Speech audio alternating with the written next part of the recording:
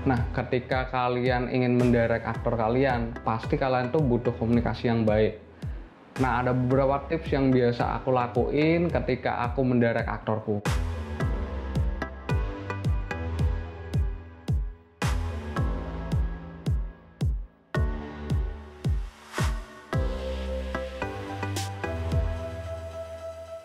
Yang pertama itu aku belajar buat menghargai mereka. Karena setiap waktu yang mereka jalanin atau setiap usaha yang mereka lakuin itu merupakan proses kreatif. Jadi ketika mereka ngelakuin kesalahan gitu, kita itu bisa belajar buat menghargai mereka. Dan setiap proses yang mereka jalanin, entah itu mereka itu ngelakuin hal-hal yang salah atau bener, itu merupakan proses kreatif. Mereka itu butuh waktu buat mencerna cerita sama karakter yang kita sampaikan ke mereka di saat produksi atau di saat latihan. Jadi pastiin ketika kita menjalanin proses itu, kita itu belajar buat menghargai aktor kita.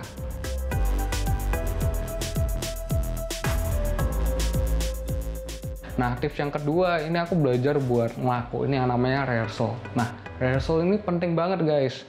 Ini ketika kalian pengen ngebuat adegan, entah itu adegannya susah atau gampang, atau filmnya panjang atau pendek gitu, kalian tuh butuh yang namanya rehearsal. Rehearsal ini berguna banget buat ningkatin production value ketika kalian nanti proses syuting atau produksi nanti. Nah, biasanya aku ngelakuin beberapa tahap sama aktorku. Ada perkenalan, ada reading, ada special rehearsal, ada blocking, dan ada private reading sama aktor kayak gitu. Dan aku biasa juga ngelakuin beberapa tahap pakai perlengkapan yang biasa aku lakuin sama aktorku. Kayak di sini ada karakter analisis, jadi kayak latar belakangnya si karakter aku jelasin ceritanya kayak gimana kayak gitu. Terus aku juga ada storyboard. Nah, ini penting banget. Ini storyboard ini kayak gambaran dari cerita-ceritanya kayak gitu sama si aktor. Sama aku juga ada floor plan. Nah, ini floor plan kayak apa ya? Floor plan ini kayak gambarin tentang lokasi pas nanti produksi kayak gitu. Gerak-geriknya, blockingnya si aktor tuh kayak gimana kayak gitu. Terus aku juga biasa kasih lokasi juga. Dan pastinya aku kasih skrip ke aktornya juga. Nah, ini tuh perlengkapan yang penting banget pas aku ngelakuin rehearsal bareng aktorku, biar aktorku itu bisa memahami ceritanya bener-bener gitu loh.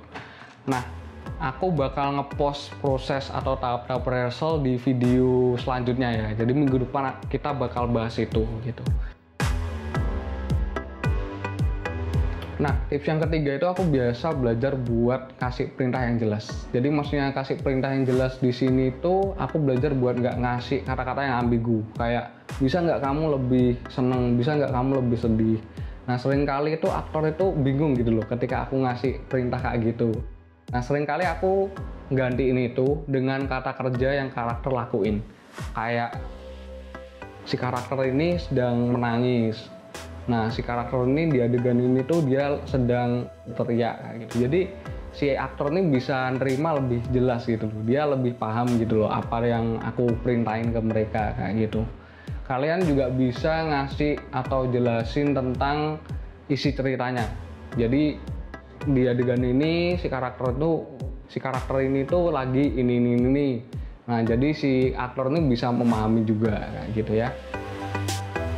Terus tips yang terakhir, aku itu biasa muji aktor. Jadi maksudnya muji aktor di sini tuh aku belajar buat kasih mereka apresiasi apapun itu kayak gitu loh. Walaupun mereka itu ngelakuin kesalahan atau mereka ngelakuin hal yang nggak sesuai dengan keinginanku kayak gitu, aku belajar buat nggak marahin mereka. Tapi aku lebih ke memuji, dan ketika aku ngasih kritik itu nggak langsung aku salahin mereka kayak gitu, tapi aku kasih penjelasannya dulu gitu. Dan ketika itu mereka bisa kayak paham dan mereka itu jadi nggak ragu atau nggak takut buat ngelakuin kesalahan. Karena ingat lagi, kesalahan tuh bagian dari proses kreatif. Jadi jangan sampai kita itu ngeblok aktor buat mereka itu takut buat ngelakuin kesalahan. Jadi kasih mereka ruang buat mereka itu berani mencoba atau berani terus berusaha buat jadi si karakter ini kayak gitu ya. Nah, semoga kalian bisa belajar tentang tips-tips ngedirect lebih lagi ya. Dan tulis pengalaman kalian kalau kalian tuh pernah ngedirect di kolom komentar di bawah. Dan minggu depan aku juga bakal sharing tentang gimana sih aku ngelakuin rehearsal. Jadi tahap-tahap rehearsal yang aku lakuin tadi itu aku bakal post minggu depan.